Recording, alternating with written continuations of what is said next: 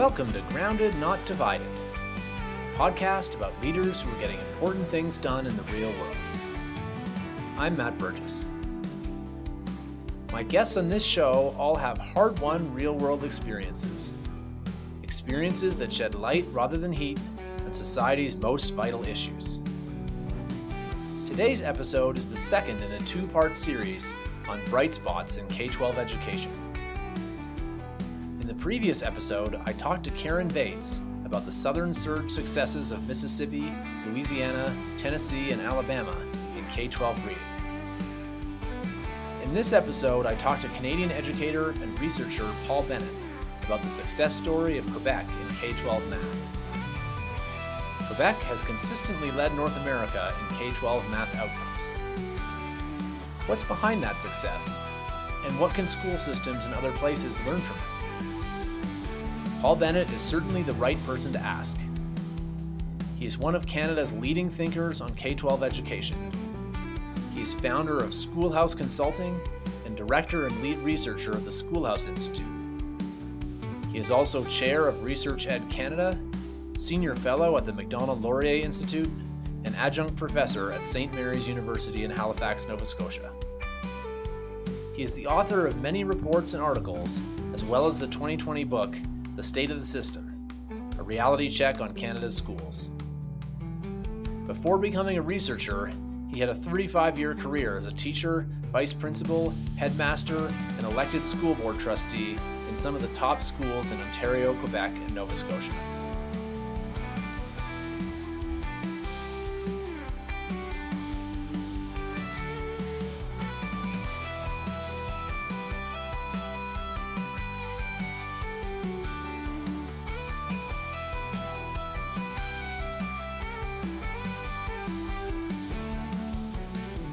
Paul Bennett, welcome to Grounded Not Divided. It's good to be with you, Matt. Let's start with a little bit about you and your background. Where did you grow up? What was your career path? How did you end up working on education issues? And what issues are you most focused on these days? And keep in mind that most of our listeners are American, even though you and I are both Canadian. So assume that nobody knows what schools and places you're talking about. Unless it's like Montreal or one of the big cities. Well, that's the question I regret to say I resist and fear the most, because I've been so many places and done many, many things in my career. I was born and raised in Toronto. And I went to public schools, and I had the great fortune in my career to have taught at some of the top schools in Canada. And I went along the way. I acquired a Bachelor of Education at the University of Toronto. I did my doctorate at the Ontario Institute for Studies in Education. I've headed two of Canada's leading independent schools. And I taught for about 34 years in three provinces. I taught in Ontario, Quebec, and in Nova Scotia. But more particularly, I'm an educational researcher. I'm the chair of Research Ed Canada, which is a grassroots movement to bring educational evidence to bear on teaching practice. I'm also a faculty of education member at St. Mary's University, and I'm currently a senior fellow at the Macdonald-Laurier Institute. See, I warned you. It was a question that you dare not ask me. Well, I'm really glad that I did, because hopefully this gives our listeners a sense of why you're such an authoritative voice in Canada on this issue. Let's return to what the issue is. This is part of a series of, it was originally one episode, I think is going to be three now, on bright spots in K-12 education. Basically, there's this narrative, education outcomes, K-12 in the United States, and I think in parts of Canada, are not doing well. And there's this narrative on one side that we can't do anything about it unless we fix all of society in, utopian cosmic ways. And there's sometimes a narrative on the other side that we can't fix it because some students just can't be taught. And I find those both frustrating, because I'm aware of some examples of places where we really have improved outcomes and we've really had excellent outcomes. And so the point of this series is to talk to people who can speak in an informed way about these examples. So this particular episode is focused on Quebec and math education in K-12. As background, I grew up in Quebec, born in 1987. So most of my childhood in Quebec was in the 1990s in a town called Brossard, just outside of Montreal. My mom was a math and science teacher. And so I had a sense growing up from what I read in the news and what I heard from my parents that Quebec is a leader in Canada and to some extent North America and the broader world in K-12 math outcomes. When I went to college in Ontario, college is what Americans call university for the Canadians in the audience, in the mid 2000s, it was noticeable to me that students from Quebec did indeed seem to be better prepared in math on average than our peers from other provinces. But you're an expert who studied this, and I'm not. So can you help me qualify that story? To what extent is Quebec really a K-12 math leader? If it is, by what measures is it? And how, if at all, has that changed over, say, the last 20 years? Well, Quebec is head of the class when it comes to mathematics, and it's been that way ever since Canada entered international competition in student testing. The first international assessment of educational progress in 1988 produced some results which were the first international results for Canadian provinces. And in that first assessment, I would say Quebec was so far ahead, it was amazing. And that has been true since that time, and right up until the PISA test from 2022, Quebec students have performed well. But it's not just in the senior levels, but they exceed in all levels, grades 4, 8, 11. They've continued to top the scores in the Pan-Canadian Assessment Program, which is run across the entire country and includes all of our 10 provinces and 3 territories. So no matter how you slice it, Quebec is the leader. And just to give you an idea, across North America, there's Quebec above everyone else. And then Singapore, for example, is 576, Japan 536, Korea 526. They're soaring above the others in math. But there lies Quebec after the pandemic at 514. And the rest of the Canadian provinces, their average scores 497. That's below the 500 level, which is the median for the OECD assessments. So Quebec continues to exceed others. And the big question that's always asked is, why is it rarely noticed? Why is it still an issue that we need to discuss? And why has there been so little research on that particular aspect of math achievement? So these are great questions you raise that anticipate some of the questions I'm going to ask you. Let's start with the first obvious one. Why is Quebec, in your expert opinion, so successful in K-12 math? What are they doing that explains that? I've identified 5 key factors which I think are worth discussing. First of all, they have a clear curriculum, philosophy, and a sequence. Their math curriculum begins with the foundations, and they're quite deliberate about it. They build solid foundations before progressing to problem solving.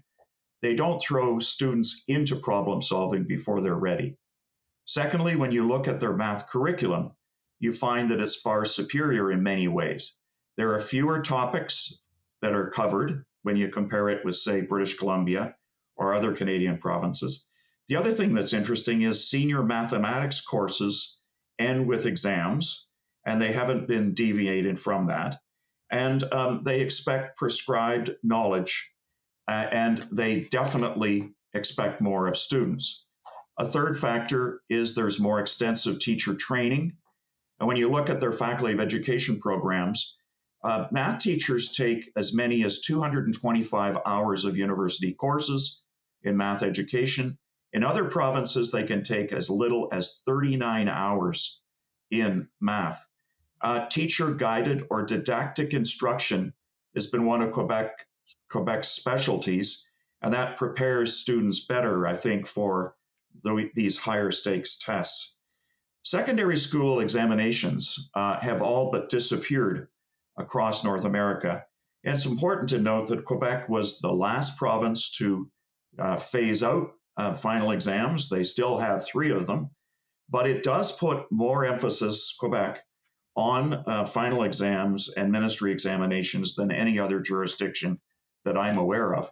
And even in, say, June of 2018, the Quebec Ministry of Education actually reduced the number of provincial exams for graduation, but they kept it. They kept math and English and French, the 2 official languages. So again, Quebec has that. And the final thing, and I think is really important, is the preparedness philosophy of the entire school system and the graduation rates. One of the peculiar things about Quebec is, unlike other provinces and states, they've never worried too much about the graduation rate. They've had a lower graduation or high school completion rate. Believe it or not, they insisted that you had to have 60% to have a passing grade in Quebec, long after other provinces and jurisdictions had given up the idea and had given a pass at 50. The other thing that's interesting is they haven't really fragmented their curriculum as much. They continue to focus on the core subjects far later in the curriculum. And I think what's really interesting is you hear a phrase that kids are being prepared for the workplace. It's less pronounced in Quebec, where they have this French sense that you're educating a class of students to do things more than just work. And I think that's part of the Quebec tradition. And it comes down to this, and this is what I'm famous for, is Quebec is not a province like the others. It's uniquely different because it's majority French. It's much more influenced by the French didactic tradition of teaching and curriculum, and it uses curriculum resources that are not from the rest of North America. Those are essentially the reasons why Quebec sails ahead whenever you assess how states, provinces, jurisdictions are doing in mathematics. That's great. And again, anticipate some of the follow-up questions. But I want to come back to one word that you used a couple of times, and that's didactic instruction. So one of the things that I think this conversation relates to in a really interesting way are a couple of big policy debates in education that are going on in the United States and Canada about math education. And my guess is that your term didactic education speaks to one of those. So that debate is what I might call direct instruction or basic facts versus discovery math. And as I understand it, and I'll give you a chance to correct me if I'm wrong, the basic facts approach is to drill basic facts, things like times tables, into kids through telling them how to do it, not making them figure it out for themselves, and then having them repeat it over and over again to ensure mastery. And as I understand it, the philosophy there is that all higher level math builds on top of these basic facts. And so kids need to not just know the basic facts, they have to have them really down, really automatic to be able to engage at a higher level. Contrast that with an approach that I believe was taken in Ontario and maybe still is, called the discovery math approach, which again, as I understand it, focuses more on helping kids invent or discover their own ways of solving problems and less on direct instruction. And again, as far as I understand it, the idea is that this engages them more and allows students to tailor their learning to their learning styles. And that's sort of the idea, the argument for that. Do I have that right? And if not, what did I miss? I think you have it essentially correct, although I don't particularly like the fact that we're using these short forms of trying to categorize things that neatly. I think with the latest research in cognitive learning, we don't exactly put it that way. We basically say the science of learning has opened the doors to us to understand how students and people learn. And we now know that they learn far better through certain approaches. And I don't think the science is much in dispute. I think what we have is a whole argument out there, a larger debate going on. It's pitting the science of learning against folklore, and that is theories of education, social processes. And the issue is really, I put it this way, is there a science of learning, a way that you can teach kids where they learn better retain it, and can achieve higher levels of sophistication and problem solving? Or is it a social process where they learn from one another and you don't need to worry about how strong the foundations are? I put it that way, and I think you get a sense that I'm very much in favor of the new movement called the science of learning. In the science of learning, with your point well taken that binary categorizations are not helpful, but am I right that the science of learning approach is, in the didactic approach, is closer to what I was referring to as direct instruction or basic facts than it is to discovery math? Is that right? Except I would suggest you use teacher guided instruction, which is less loaded than memorization and drilling. And the old phrase is stuff the turkey. That's kind of the old critique of traditional math. We're not just talking about traditional math. That's not helpful, or progressive math. Those two categories are dissolving as we begin to look at what is it that is more effective in teaching using the latest of we know about cognitive learning and cognitive research. For example, cognitive overload is something that we're worried about, and we're also talking about many, many things that we didn't know about 15 or 20 years ago. What I'm suggesting to you is what's new is cognitive learning research, and what's old is progressive ideas.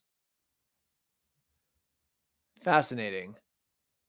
One of the things that I find really interesting, really hopeful, and also simultaneously frustrating about education policy debates is that, unlike some other areas like, say, climate change, where there are some genuine, I think, disagreements about what we're trying to do, are we trying to get off of fossil fuels as quickly as possible or not? It strikes me that education, people basically agree on what we're trying to do. We're trying to get kids to learn as much as they can while they're in school, be as best prepared as they can be for what comes next, and make that opportunity to learn and be prepared as broad as possible. And yet it seems like when you have areas like it sounds like you're describing, where the evidence clearly points to certain ways of doing things and against other ways of doing things, like logically it seems like that should end the debate if we all agree on where we're trying to go. And yet my sense is that that's not always the case. So my question to you is what you described, your 5 points about why Quebec is doing so well, are those well accepted at this point as accurately describing the situation? No, I wouldn't say they are. And Matt, to be fair, you also have another explanation from a group of faculty of education researchers that in 2016 tried to answer the same question and came up with a series of different answers. I'll give you what they suggested, which don't impress me at all and don't seem very convincing. They argued that Quebec students do better because they have more experiences with, quote, recreational mathematics. That is, they're more involved in math clubs and they participate in their own activities, and most of which are led by math teachers. Secondly, they made the suggestion that the focus in Quebec is on problem solving, but I'd like to know how that's different from the ideology that's practiced in other places. Third, they suggest that teacher education is superior, and they suggest that it's not the quantity of instruction, but the quality of instruction. And another thing that I found interesting was they made no reference whatsoever to final exams, the role of exams. They made no reference to any of the key points that you are driven by data, which is, let's look at the data and what does it suggest about why Quebec students are doing so well. I'll give you something that maybe your listeners from the United States can relate to. You'll notice I haven't mentioned Jo Boaler and Stanford University and her research and the California reforms, nor have I mentioned the leading proponent of building thinking classrooms, who is Peter Liljadal. Those are ideologies and views and approaches that are being used all over North America in English provinces, English speaking provinces, across the United States, in most of the states. These are the hottest topics right now. These are the best known authorities on math education. No one in Quebec knows who they are. They have had no influence in Quebec. And that's why Quebec stands, because it's helpful to be different. It's helpful to be outside the mainstream of math education. And it's also helpful to be part of a French didactic tradition, which puts more emphasis on mastery learning. And the more you adopt the ways of North American approaches to math, the weaker the students seem to become. And the more you become concerned about graduation rates, are they going to be 90%? Or are you willing to live with graduation rates of 66 to 76%, which is Quebec? And not many jurisdictions in North America have followed the path of Quebec, which is saying, no, we're trying to prepare students the best we can. And if that means that the graduation rates are lower than elsewhere, so be it. So, one quick follow-up question on that last point about graduation rates, because it reminds me a little bit of my conversation with Karen Vates about the southern states, where she was talking about how some of them have adopted a policy that I think it was you have to repeat third grade if you don't read well enough. So the kids, and then that's hugely motivating to the parents in the kids' lives to make sure that they get to that standard. To the kids that don't graduate in Quebec, what happens to them? Do they go back and repeat and eventually move on, or are they kind of out of the educated workforce? That's a really great question. It really is highly dependent on where you live and the types of support programs that exist. If you're in the Greater Montreal area, you're more likely to find alternative schools. There's a much deeper and broader independent school sector in the Greater Montreal area. If you're in rural Quebec, you could find that your only option is really to go into the workforce or to take a community college route. And there's really, you may not achieve the highest levels of educational attainment that are common across North America. But I think that's a key point you're making. It's dependent on how many alternative programs are there, and what is their focus. That is what determines how they do. But your question is a good one. I think what's interesting about Quebec, though, is it is a province unlike the others, with its own culture, and the French fact determines an awful lot of what happens in education. So one other follow-up question on something you said earlier before we move on to the math wars and Joe Boulder, and I do want in California, and I do want to get there eventually, for our American listeners. But my follow-up question is, you described that there were schools of education that had what you seem to characterize as an alternative view of the causes of Quebec's success to yours, that emphasize things including recreational math opportunities. And I want to just, I guess, push you on that point a little bit, because it sounds like you didn't find it convincing, and ask you, is that really mutually exclusive to your explanation, or could it be, a marginal additional factor that makes a difference, even if it's secondary to the factors you described? And the reason I ask that is just, my experience being a student in Quebec is that we had a lot more, I think our textbook was called Challenging Mathematics in the 90s, this, textbook series. And there were quite a bit of what you might now call gamified exercises and ways that you could frame math, either in terms of a challenge or in terms of a competition, that I did find motivating. So, one thing, for example, that I've started doing with my own children is what we call the Mad Minute, where you see, how many basic facts questions can you answer in a minute? So I guess my returning to my question, is it possible that there's something to that explanation, even if it's not convincing to you as a more important explanation than the ones you offered?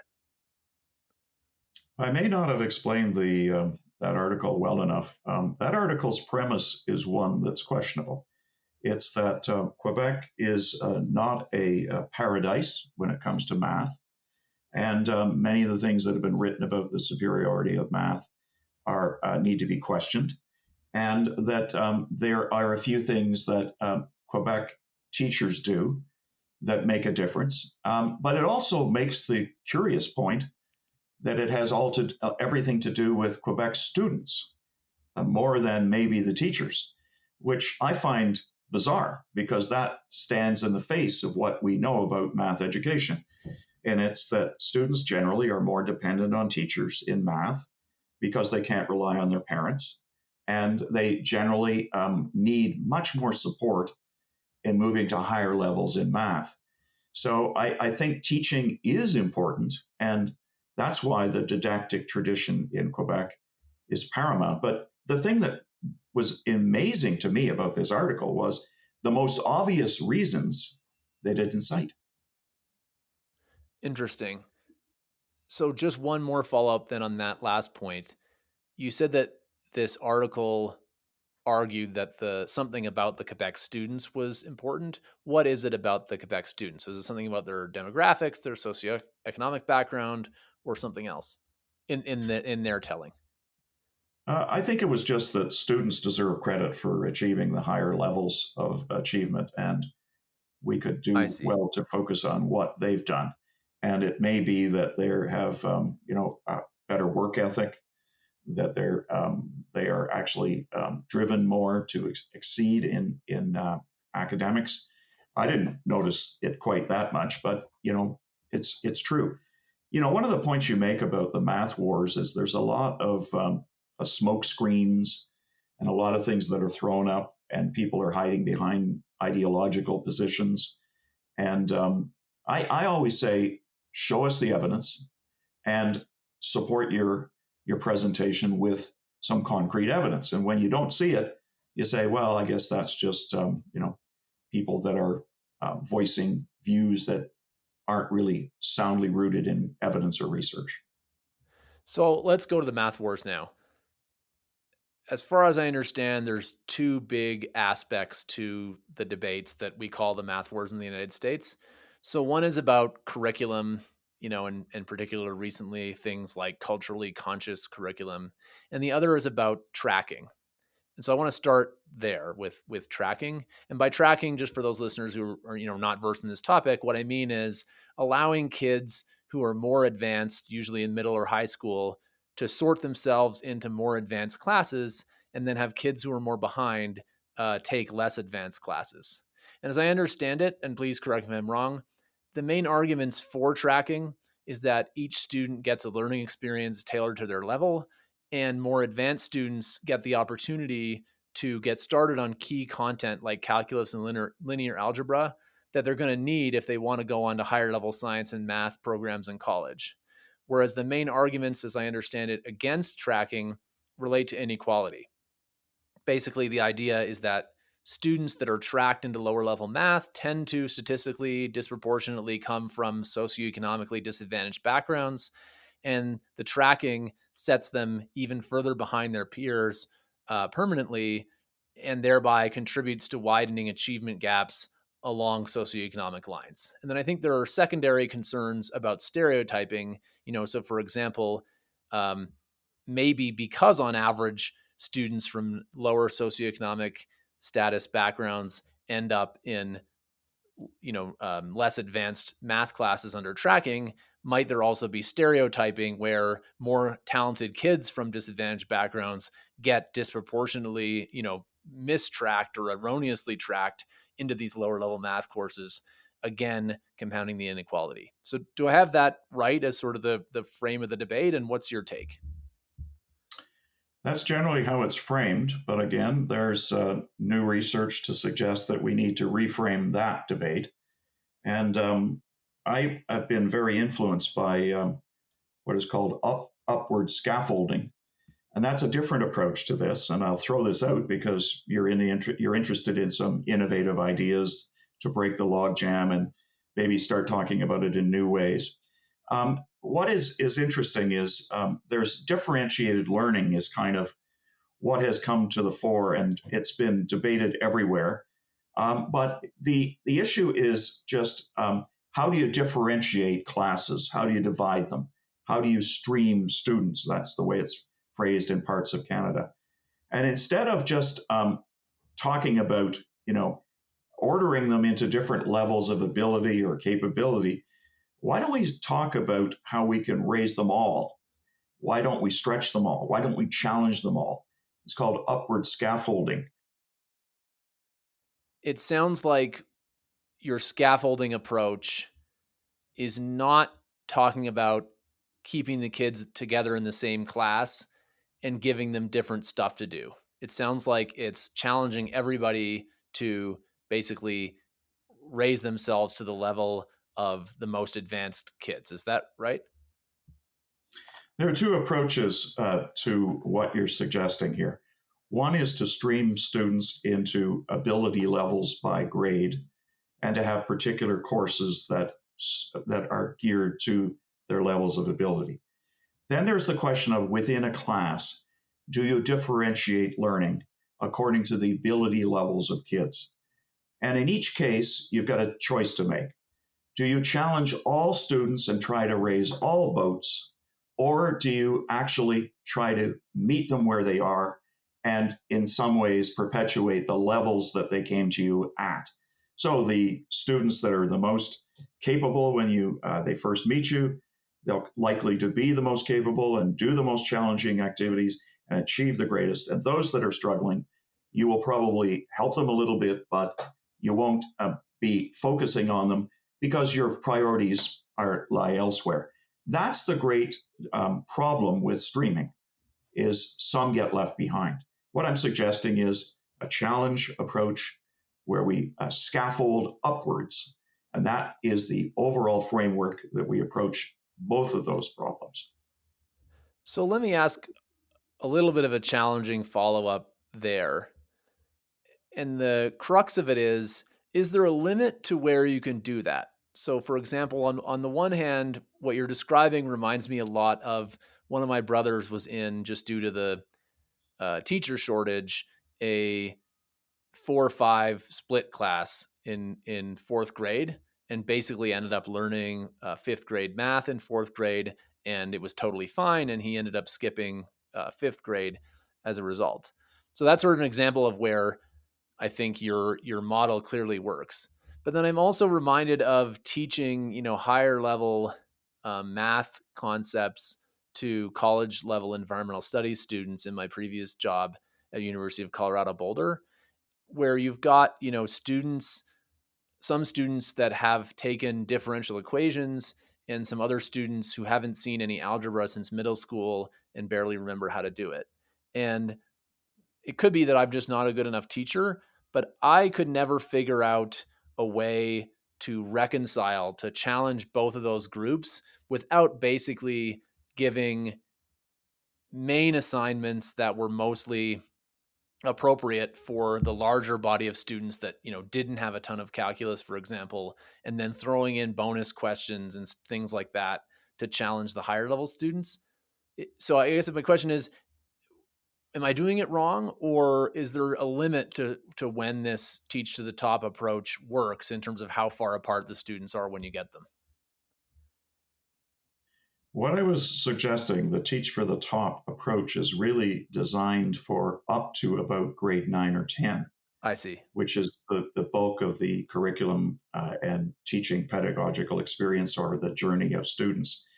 It's what happens there that determines things. As we know, when you get into 10, 11, and 12, everything gets more specialized. So what you're saying is absolutely true. You need to have sufficient streaming that you can bring students the kind of challenges they need at that level. Because by then there's quite a range of abilities, talents, and aptitudes. So you're dealing with a different thing. So you're right. In the senior grades, inevitably you're led to streaming. Whether students choose to take the more challenging courses or whether they're simply organized that way. Okay, great. That's super helpful. So let's turn now to the other half of the math wars, and that is so-called culturally competent math or culturally sensitive math education. What evidence, if any, are you aware of and or do you find convincing to suggest that basically math should be taught in ways that infuse some of these cultural issues, and that's helpful to the performance, say, of students from minority backgrounds, as opposed to the theory that math is math and uh, a Quebec-like approach might work best for everyone? What's your take? I always viewed that as a bit of a red herring because I think that the bigger problem is dumbed down math uh, for everyone. And that applies to whatever your ethnocultural background. The fact that the subject gets dumbed down to such a degree that it becomes a significant problem for everyone, whatever their ability level, whatever their ethnocultural background, I think is a far bigger issue. But I get what you're saying because it is an issue in the United States. I prefer it to approach it a little bit differently. I don't like to challenge the premise of your question, but I will. And I'll just simply say this: I think the biggest issue is what we're trying to do in math, what our goal is in math. Is it to expose kids to problem solving at the earliest possible uh, levels? Is it the Joe Bowler approach, which is things like you don't need to know your math tables because it's not that important? It's good for you. You learn a lot from making mistakes. Why would you? And you could damage students if they you don't allow them to make you don't allow them to make mistakes or you are critical of them. And the other view of the Bowler math view is simply that we shouldn't put so much emphasis on the foundations or the basics. In fact, I was looking at a diagrammatic representation of Joe Bowler's approach to math, and what's weird about it is it had 8 different priorities, and down in the bottom corner, ranked last, was knowing the basics, knowing the facts. That's completely backwards. So um, if they've got the entire approach backwards, that's a bigger problem than whether you're trying to reach communities that are resistant or marginalized. That's an issue for us to deal with. But I think a bigger issue is we've got to be doing a better job for everyone. And here's another argument that can be made is that everyone benefits when math is taught more effectively, and everyone's raised to a higher standard, then everyone benefits. I would say I'm always leery about venturing into these discussions about what I would say is culturally responsive teaching and things of this nature because it leads you to things like in math education, for example, is directive math instruction is masculine and is threatening and not acceptable to people. Or giving tests or exams produces anxieties, so we should avoid them. A lot of those things are, we need to dispel those particular ideas because the evidence of what we need to do points in different directions. Yeah, I would be even blunter and say, the examples you gave remind me of the widely lampooned in the US Smithsonian, I believe it was, exhibit that was up in around 2020 that said things like being on time is part of white supremacy culture. And I found that super racist against non-white people, right? Uh, worship of the written word was another thing. And I think you could say the same thing about some of the examples you gave, that the idea that the most evidence-based way to teach kids math is somehow masculine, maybe that's actually advancing what you might call the soft bigotry of low expectations against females. We don't have to go too far down this road, but let me back up and talk about a burning question that comes out of these conversations that I asked a version of to Karen. And that is, suppose it's the case that people don't agree or accept your view or the School of Ed view about why Quebec is doing well in math, assuming that everybody recognizes that Quebec is doing well in math, are education leaders from all over the country and all over North America beating down your door and education leaders' door in Quebec to try to understand why that is so they can replicate it in their jurisdictions? And if they're not, why do you think that is? Well, first of all, they should be. And it's always amazed me that they aren't. And I think the language barrier is important because most of what we call education in North America is written in, discussed by, and debated in English. And there's a French milieu, which is different, and it has different influences.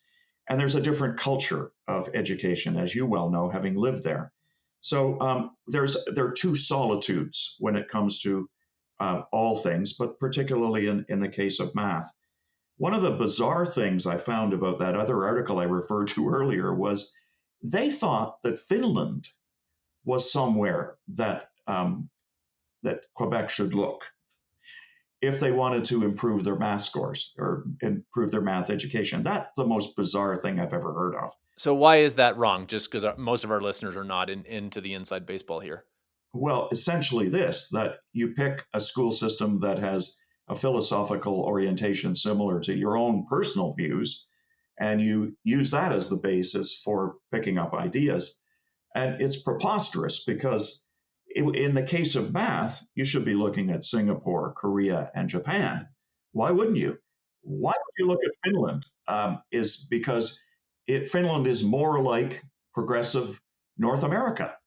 And yes, they had a good run in the mid 2000s, but they've fallen back and aren't even as strong as Canada now. So there's no point in looking at Finland right now.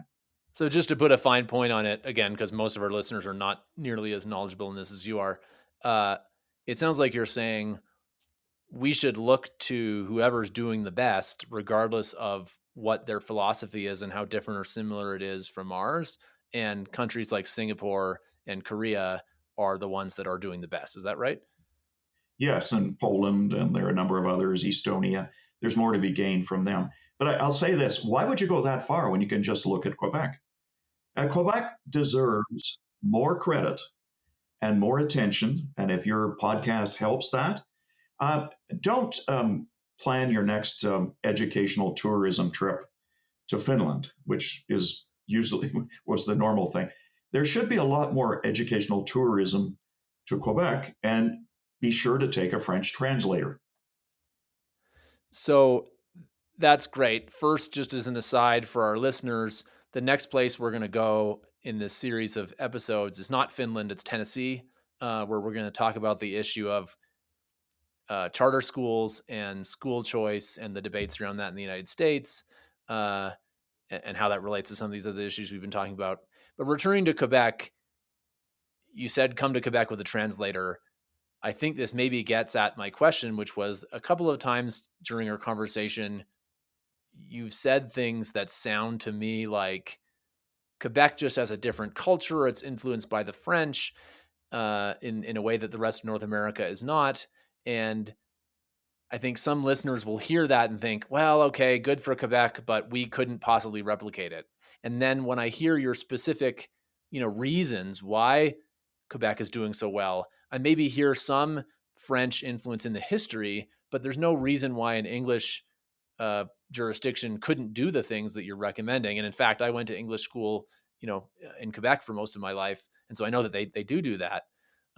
So I guess my question is besides just having a translator to be able to talk to the right people and read the right things, is there any reason why other places in North America couldn't replicate the Quebec model? No, there's no reason. I think we need to be a little bit more adventuresome. We need to look at places where we can gain a great deal, maybe places that are overlooked. I think when you live in the United States and you're conscious of Canada, you probably think that Canada is represented by only two provinces, Ontario and Alberta, because they're the only two that are ever presented and used as the exemplars of Canada. In fact, when they made the comparison, they said that Canada had one of the leading education systems in North America, they used Ontario as the base, or they use Alberta as the base. They never use Quebec.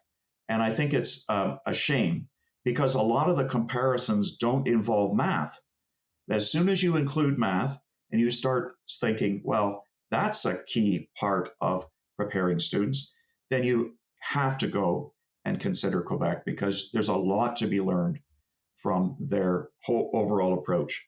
And you know, just to summarize, there's a superior curriculum, philosophy, and sequence. The curriculum is more challenging. They have had secondary school examinations for graduation. They have prepared better for cégep and university. They tend to have accepted lower graduation rates, and they essentially have a different philosophy about education. They actually think that it's not just preparation for the workplace. And that is a little bit different, but there's many things to be learned from the Quebec miracle in math. Great. Quick aside for our listeners, he mentioned cégep. That is a kind of middle school between high school and university that exists only in Quebec. I'll just leave it there, but so that's what he's talking about. One last question about Quebec, and then a quick, ending question to broader, than just math and just Quebec, or specifically just Quebec. So the follow-up question is, back to this issue about inequality, which I think is the motivating concern for a lot of the ideas that you've criticized that are different from what Quebec's doing. What data or evidence is there, if any, that speaks to whether or not, how the kids at the bottom are doing in Quebec compared to other places? In other words, if Quebec has a higher average, is everybody doing better, or is it driven by kids at the top, or is it even driven by kids at the bottom? And so, the inequality benefits are even better than the average benefits. What's your read of the evidence there? The evidence is that everyone's doing better in math in Quebec, whatever your level of sophistication. They just have, it's a much, much higher base level, and they're much higher at the top. If you're looking for a province that has done a good job at closing the gap, it would be Ontario, where there's less of a gap between the highest students and those that are in the lower struggling categories. I think there's a little bit, I'm arguing a little bit here that Quebec could learn a bit from Ontario in that respect, because no one province has the answers to everything. And without doing a whole nother episode on Ontario, is there, one or two quick things that you can point to, strategies that Ontario undertook that Quebec hasn't or could, that explain that? Ontario has a phrase which is quite prominent in their educational philosophy, and it's called excellence and equity, in that order. And I think where school systems get in trouble is they confuse the order, or they simply get them in reverse. As long as you have excellence ahead of equity, you can't forget that equity is important. But I think you have to be sure that you've got it in the right order. And I think that's one of the things that Ontario has done over the years, and why it's a reasonably strong jurisdiction in North America. But when it comes to math, there's nothing like Quebec. They sail ahead so much that anyone, your listeners, should be looking at Quebec when it comes to mathematics education. Great. So 2 quick topics to wrap up that are broader than Quebec related to math education in K-12. The first is artificial intelligence, or AI. There's a lot of talk in the media about how it's transforming college, about how it's transforming the workplace. How, if at all, do you think that K-12 math education should respond to the rise of AI, or to prepare students to interact with it in the real world? And it's okay if your answer is they shouldn't and they should wait until college or something. What's your thought? I think that we need to emphasize mental computations and the importance of some of the essential skills in math. It tends to, once again, support what you might call old school approaches to teaching and old school methodologies. In other words, what's in your head is going to become as important or more important than it is now. And we can't offload a lot of that thinking and computation exclusively to technology. So I think in a weird way, this all comes together. Where I've written a few articles on the fact that mathematics teachers are maybe better prepared because they're not likely to cede everything to machines and to essentially allow students to use AI for all purposes. So I think mental computation, mastery of math facts, being able to engage in math unaided to a higher age level, I think is the goal in the new age of AI. And with respect to universities, it's a huge challenge. I think what we're seeing, though, is a renewed interest in examinations and timed assessments where teachers supervise it because, as most people are coming to realize, AI has rendered most other forms of assessment where students do it on their own, either through projects or through demonstrations of learning, is just going to essentially be done by AI generated programs. And that's becoming the case. So it's a challenge at every level. But in a weird kind of way, I think mathematics teachers have always known that mental computation had to be critical. And it's going to become more important in the future, not less important. Great. So my last question is, what is an issue that's important in K-12 math education that we haven't talked about yet? The latest fad of building thinking classrooms is going to do a lot of damage and already is. It's a notion that you need to turn your math classroom into a social experience, that you need to get students up on their feet. They need to use vertical whiteboards.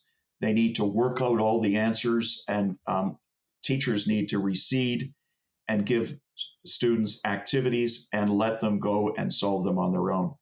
In my view, it runs absolutely counter to the science of learning and is going to be a tremendous setback. And I think it's sad that a Simon Fraser University professor by the name of Peter Liljendahl is taking over math education. And when I made a passing comment to let's hope it doesn't go to Quebec, I was suggesting that it's in most other jurisdictions, and I think it's going to do incalculable damage if it's allowed to continue because it's got everything backwards. Foundations in math are crucial, and it's not helpful to introduce social processes and turn math into something which is kind of an entertainment. And I also think it appeals to the wrong people. It appeals to those who are not math specialists, and many of the teachers teaching elementary math have little or no background in math. So they're drawn to these social processes, which basically essentially leave a lot to the kids to figure it out on their own. I do not favor building thinking classrooms. So just one really quick follow-up on that. Number one, just steelman the other side, the professor that you mentioned at Simon Fraser. What is their argument for why it should work? And is there any empirical evidence yet on the outcomes? Or is it just that it runs counter to the gestalt of all the evidence that you've seen in terms of what's worked in the past? A lot of what passes for education reform is what is called engagement theory. And that is the higher the level of student engagement, the better they're off, and the better students are seen to be progressing.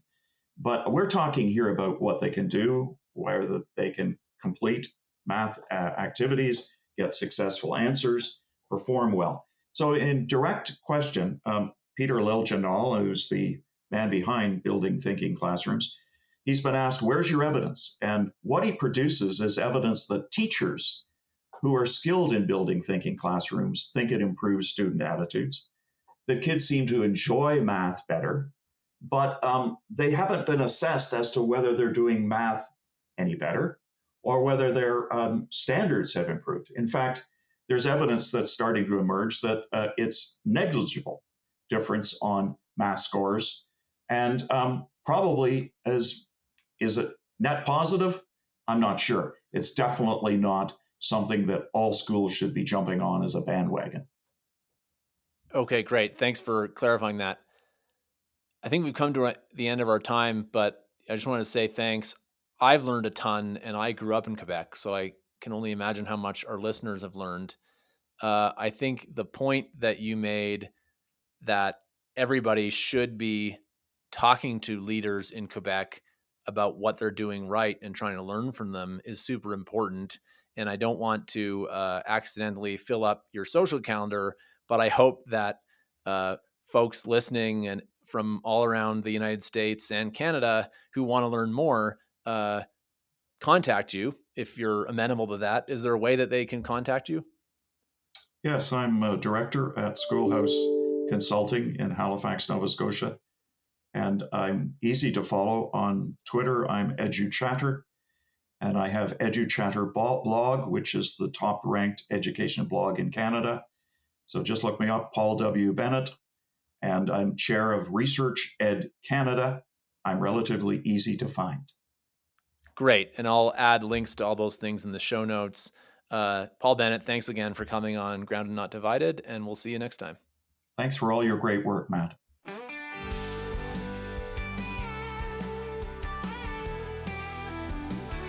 Thank you for listening to this episode of Grounded Not Divided. If you want to hear more episodes like this, be sure to subscribe for free on Apple, Spotify, or on the Guided Civic Revival Substack. You can also email us feedback at matt.burgess@uwyo.edu. See you next time.